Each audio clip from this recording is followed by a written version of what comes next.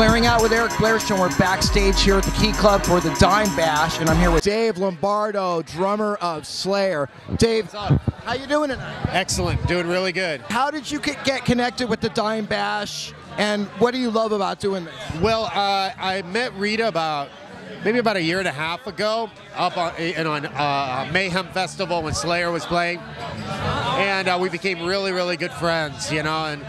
And she asked me, I don't know, a few months ago that when she does this, that she wants me to be a part of it.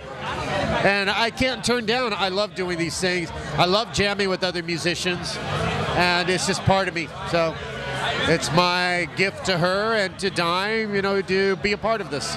And also, all the proceeds from tonight are going to the Ronnie James Dio Stand Up and Shout Cancer Fund. How do you feel about that? That is awesome. I mean, we're all going to end up, you know, needing some kind of help at one time or another of our lives, you know, and it's always good to do little things like this. It's just what goes around comes around. When you heard about the passing of Dio, what was your first thought?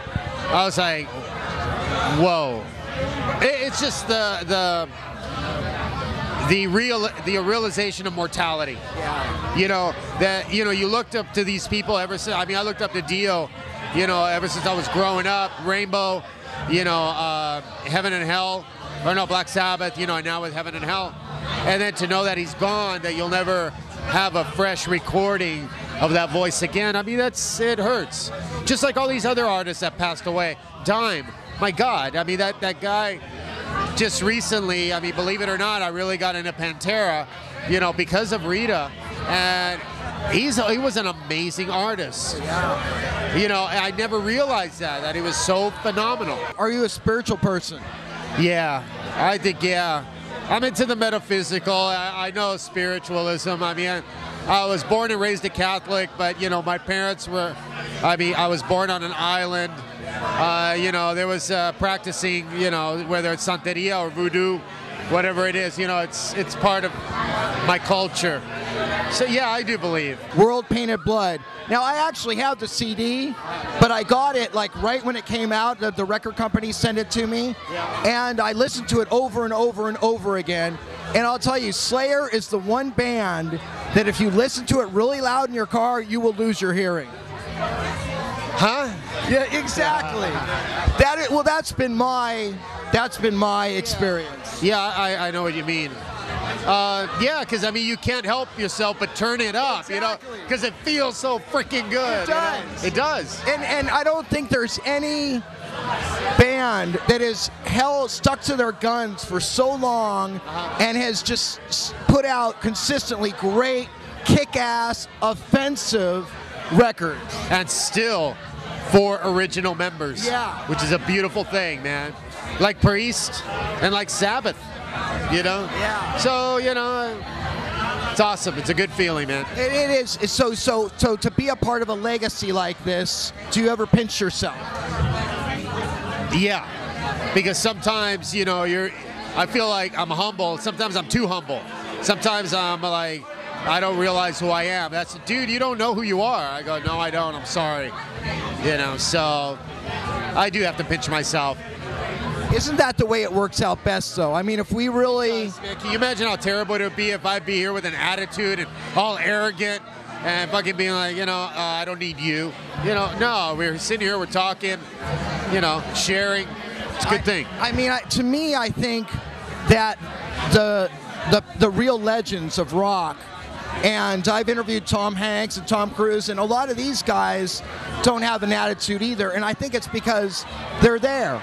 You know what I mean? They see it for what it is. Yeah, you can't be that way. That's my biggest pet peeve in the music industry is when let's say I'm in a room and the guy doesn't know who I am. You know, let's say the drummer. He doesn't know who I am. He walks in all big-headed, all pompous and arrogant, and, you know, I look at him and go, who do you think you are, man? Like, really, who do you think you are? You know, I don't boast, you know, about myself or anything, but, and then they come around and then they're nice once they realize you're nice too, you know. It's all good.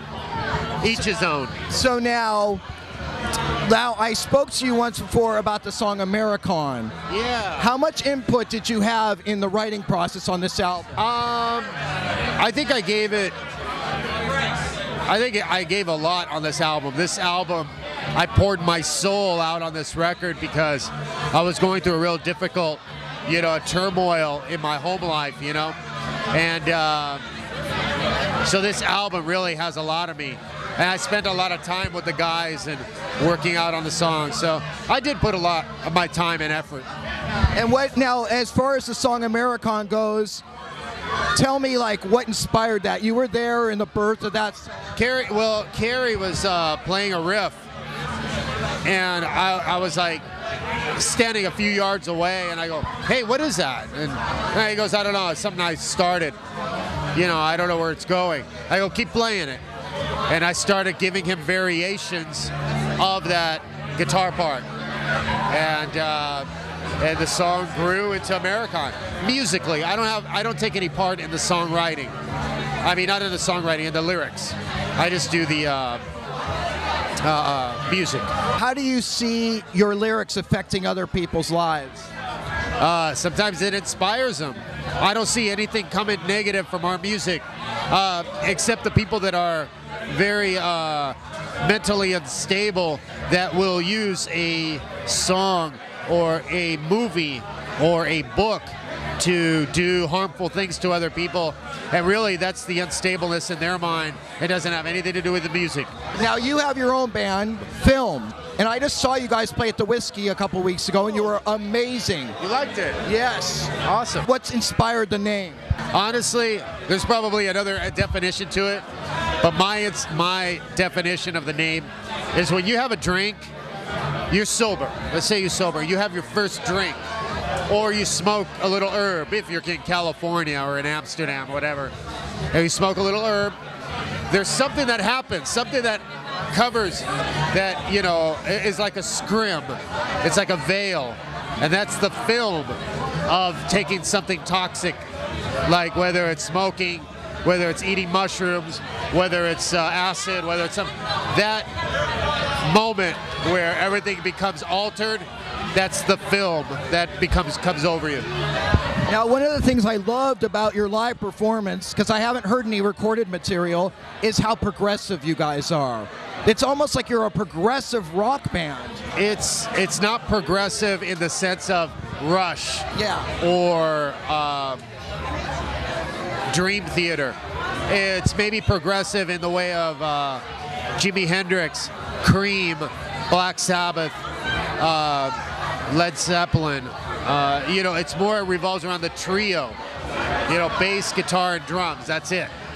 No other guitars, no keyboards. It's just the trio. And so when are we going to see a CD? When can we get our hands on one? I would love to release something by next year. Yeah, I would love to release it next year. And what are some of the subject matters that you're taking on in film? You want to make it. It's art, and it's what you want to make of it. It's not what we're preaching or saying.